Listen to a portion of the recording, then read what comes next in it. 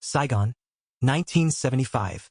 As the last helicopter took off from the roof of the American embassy, thousands of Vietnamese begged American soldiers, "Take us with you." America left. They stayed. Will the same scene be repeated now? Australia, Japan, South Korea. They are all having the same nightmare. And documents from the Pentagon show that this nightmare could become reality. April 30th, 1975. The city was falling. North Vietnamese tanks rolled through the streets. At the American embassy, chaos reigned. Helicopters landed and took off every few minutes. Desperate people clung to helicopter skids. Families separated forever. The last Marine pushing Vietnamese civilians away as he boarded the final flight out. Operation Frequent Wind, a sanitized name for the most humiliating moment in American military history. But here's what they don't tell you. This wasn't just a military defeat. It was a betrayal. America had promised to protect South Vietnam. 20 years, 58,000 American lives, hundreds of billions of dollars. And then they just left. 50 years later, the same pattern is emerging in the Indo-Pacific. The leaked documents in late 2023, leaked Pentagon documents revealed something shocking. Not the files about Ukraine, these were different. Withdrawal scenarios, exit strategies from Asia, strategic retrenchment options for the Indo-Pacific region. Let's translate. They're planning how to get out. One document discusses the viability of maintaining forward deployments in the first island chain beyond 2030. That's Japan, Taiwan, the Philippines, Indonesia, America's primary defensive line against China. And the Pentagon is questioning whether they can maintain it. Another discusses allied reassurance strategies in the event of prioritized resource allocation to other theaters. Translation: how do we keep Asian allies calm when we move forces elsewhere? But here's the kicker. A National Security Council document uses a phrase that should terrify every American ally in Asia. Managed decline of regional commitments. Managed decline. They're not even pretending anymore. Australia's awakening for decades. Australia built its entire defense strategy on one assumption. America will be there. The ANZUS Treaty guarantees American protection. Australia has followed America into every major conflict since World War II. But in Canberra, defense officials are asking uncomfortable questions. In March 2024, Defense Minister Richard Marles talked about strategic autonomy and self-reliance. Australian defense ministers don't typically use these phrases. They've always relied on America. Behind closed doors, it's worse. Wargaming exercises in 2023 showed something disturbing. In a conflict with China over Taiwan, American reinforcements might not arrive in time, or might not arrive at all. Australia, 26 million people, facing China, 1.4 billion, without American backup. One senior Australian military officer said bluntly, "We're watching Afghanistan and Ukraine and we're asking ourselves, will America really put Australian lives above American lives? History suggests they won't."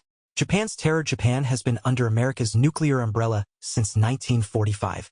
The U.S.-Japan Security Treaty is everything. Japan's entire military structure assumes American support. They even enshrined pacifism in their constitution. Article 9 prohibits offensive military capabilities. But Tokyo is preparing for a different reality.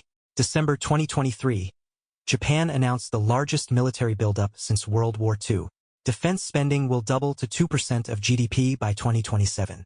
They're acquiring Tomahawk cruise missiles, developing hypersonic weapons, discussing revising Article 9. Why? Because they're preparing for a world without American protection. Former Defense Minister Shigeru Ishiba: "We must consider the possibility that America will not always be there for us. Every empire in history has eventually had to contract. America is no exception." Japanese defense planners run scenarios where America doesn't intervene in a conflict with China. The results are catastrophic. Without American support, Japan's self-defense forces would be overwhelmed within weeks. And Chinese military planners know this. They're watching the same signals, drawing the same conclusions. And it's making them bolder. South Korea's precarious position. 28,000 American troops have been in South Korea since 1953. They guarantee security against North Korea. But what happens if they leave? In Seoul, anxiety is growing. President Yoon Suk-yeol has strengthened ties with Washington, but privately, officials express doubts. The numbers tell the story. 71% of South Koreans support developing their own nuclear weapons. For a country that has always relied on America's nuclear umbrella, that's extraordinary. They're watching Afghanistan, Ukraine, China growing stronger, America increasingly unwilling to confront it directly. And they remember Saigon, One retired South Korean general.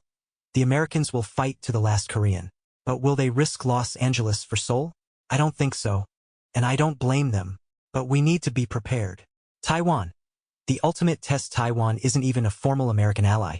No defense treaty. America maintains strategic ambiguity. They won't say if they defend Taiwan. But Taiwan is different.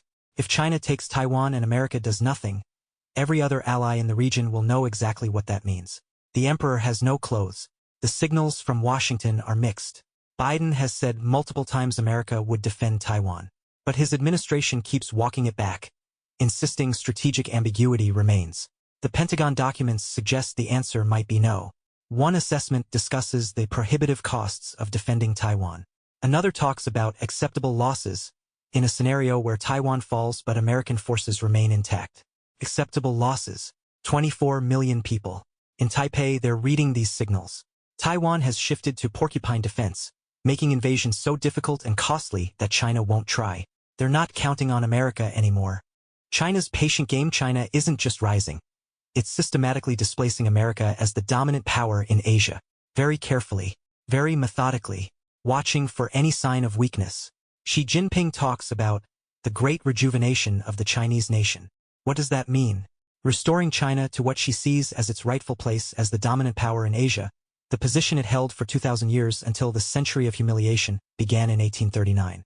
From Beijing's perspective, American power in Asia is an aberration, a temporary condition from China's weakness. Now that China is strong again, America needs to leave. China is patient. They're not pushing America out overnight. They're playing a long game. Sun Tzu. The supreme art of war is to subdue the enemy without fighting. How? You wait for them to leave on their own. China watches America's defense budget debates. Domestic politics tearing the country apart. Public opinion turning isolationist. America struggling to maintain commitments in Europe, the Middle East, and Asia simultaneously. And they're thinking we just need to wait.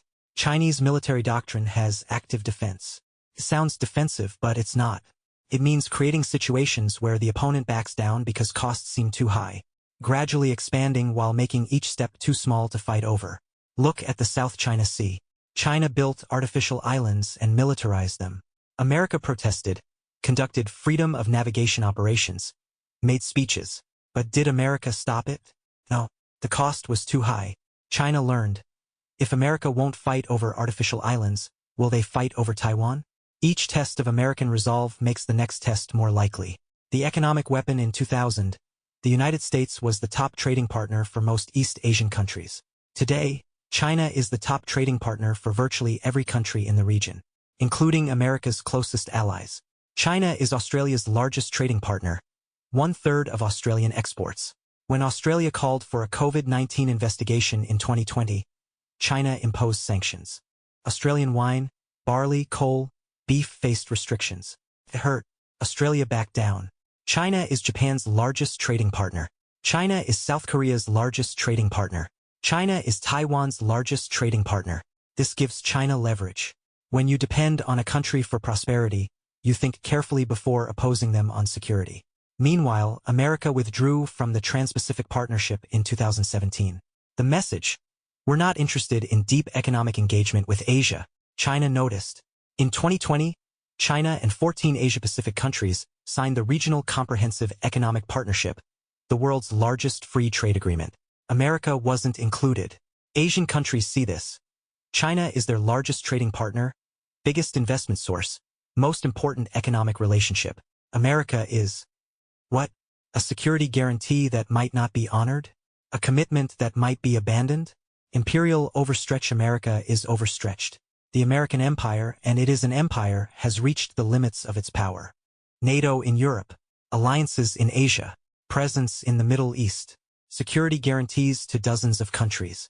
This requires enormous resources. The U.S. defense budget is $877 billion for 2024, more than the next 10 countries combined. But it's still not enough. The Navy tries to maintain Pacific presence while covering the Atlantic and Mediterranean. They're stretched thin. Ship maintenance deferred. Deployments extended. Sailors burning out. This is peacetime. What happens in actual war? What if America has to fight in Europe and Asia simultaneously?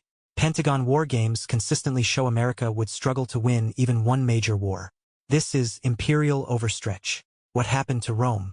What happened to Britain? An empire expands until it can no longer defend everything, and then it has to choose what to defend and what to abandon. Paul Kennedy warned about this in 1987 in The Rise and Fall of the Great Powers. Great powers decline when military commitments exceed economic capacity.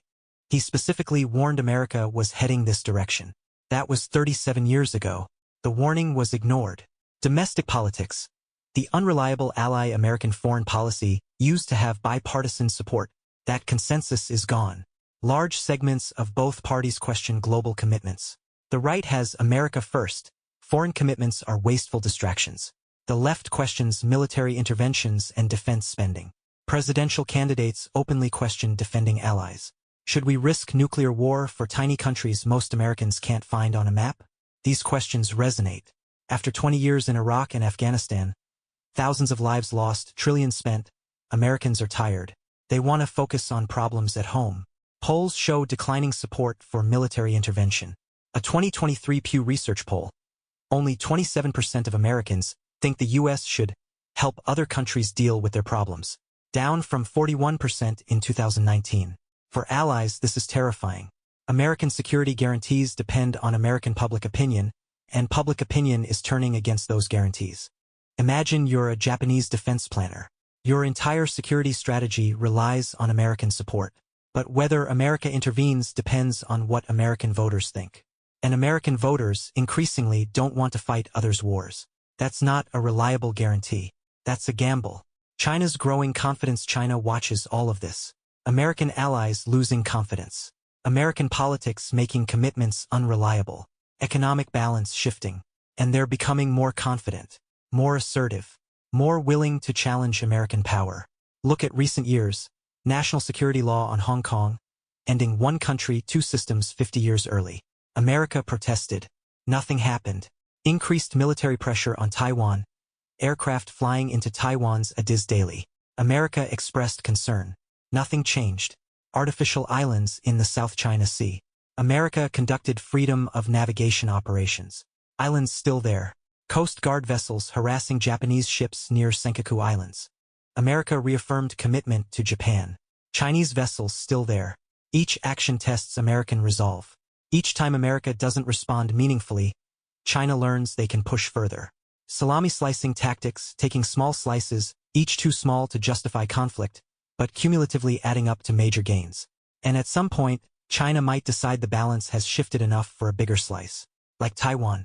Chinese military modernization focuses on one scenario: preventing American intervention in a Taiwan conflict. Anti-ship ballistic missiles to sink American carriers. Massive submarine fleet. Advanced air defense systems. The goal is A2AD, anti-access area denial. Make it so dangerous for American forces near Taiwan that America decides intervention isn't worth it. Is it working? Pentagon war games suggest it might be. Multiple simulations show heavy American casualties and uncertain outcomes. A polite way of saying America might lose. And if American military planners think America might lose, how likely are political leaders to fight that war? The human cost. This isn't abstract geopolitics. Real human lives are at stake. If America withdraws and Chinese hegemony is established, what happens to millions in Taiwan who don't want to be part of the People's Republic? What happens to Hong Kong's remaining democracy activists? What happens to the Uyghurs that China is currently oppressing? If there's conflict between America and China, how many die? If it goes nuclear, and nuclear powers at war always carry that risk, we're talking millions or tens of millions dead. If Asian countries develop nuclear weapons because they can't trust American protection, nuclear conflict becomes much more likely. And nuclear war, even limited, would be catastrophic. The people begging American soldiers to take them when the last helicopter left Saigon, those were real people whose lives were destroyed when America left. The helicopters are warming up. The helicopters are already warming up on the rooftop. The only question is whether we'll hear them before it's too late, or whether history will repeat itself one more time as the last superpower discovers what every empire eventually learns. You can make promises forever, but you can only keep them until the cost becomes too high.